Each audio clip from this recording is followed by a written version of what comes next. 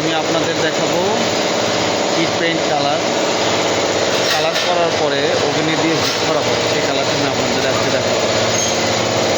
আশা করি সবাই সাথে থাকবে। এই যে আমাদের এই মালগুলা কালার হবে এখানে। এই যে আমাদের রং মিস্ত্রি, দেখেন তার অবস্থা কি, রঙের পাউডার দিয়ে একদম বাজে অবস্থা।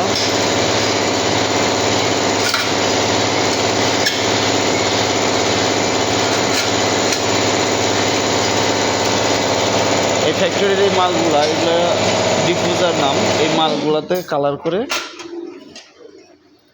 ডেলিভারি। আর এই হলো কালারের মেশিন, এটা ইলেকট্রিক্যাল মেশিন।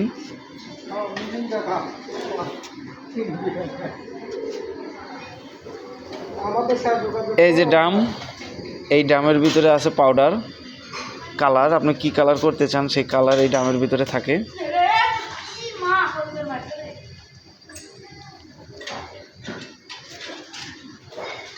এটা হলো ইলেকট্রিক গান, ওখানে আর্থিং দেওয়া আছে। এই ইলেকট্রিক গান দিয়ে স্প্রে করলে এই ইলেকট্রিক শকের মাধ্যমে এই পাউডারগুলা আমার এই মেটালের সাথে আটকে যাবে।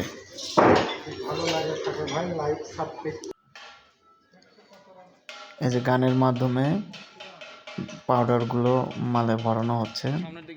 ইলেকট্রিক শকের মাধ্যমে এই রঙের পাউডারগুলো মেটালের সাথে আটকে যায়।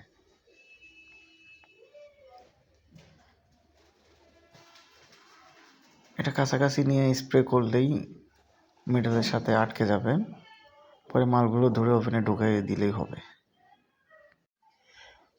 গ্যাসের লাইন ঠিক করা হইতেছে। এখানে গ্যাসের চাপ সর্বোচ্চ 1 কেজি রেখে ওভেন চালু করতে হবে। এই যে ওভেনের ভেতরে ওভেন চালু করে দিয়েছি, অটোমেটিক সুইচ চাপ দিলেই একাই ওভেন চালু হয়ে আগুন ধরে যাবে। এই যে ওভেনের ভিতরে মালগুলো আমি ঝুলিয়ে রেখেছি, আর নিচে তো দেখতেই পাচ্ছেন আগুন জ্বলছে। এখন আমরা দরজাটা বন্ধ করে দেব। দরজাটা বন্ধ করে দিলে, যেহেতু দেওয়ালটা আমাদের হিট প্রুফ, মানে ভেতরের তাপ বাইরে আসে না, যে কারণে দরজাটা বন্ধ করে দিলে খুব তাড়াতাড়ি আমাদের হিটটা হয়ে যাবে। এই যে এখন স্বাভাবিক টেম্পারেচার 29-30 এরকম আছে। আপনার প্রথম স্বাভাবিক টেম্পারেচার থেকে 100 পর্যন্ত খুব তাড়াতাড়ি হবে।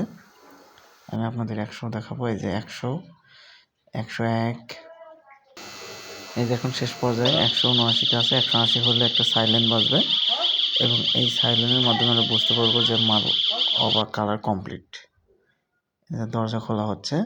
দরজা খুলে আমরা দেখতে পাবো যে কী রকম কালারটা হলো। কালারের কোয়ালিটিটা আমি আপনাদের দেখাবো।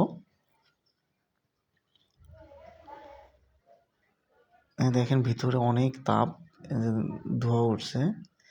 আমি ভিতরে যেতে পারবো না, মাল ঠান্ডা হলে আমি আপনাদের অন্য একটা ভিডিওতে দেখাবো। আমি বাইরে থেকে দেখানোর চেষ্টা করতেছি। এই যে এটা হলো টাকচার পেইন্ট। ভালো থাকবেন সবাই।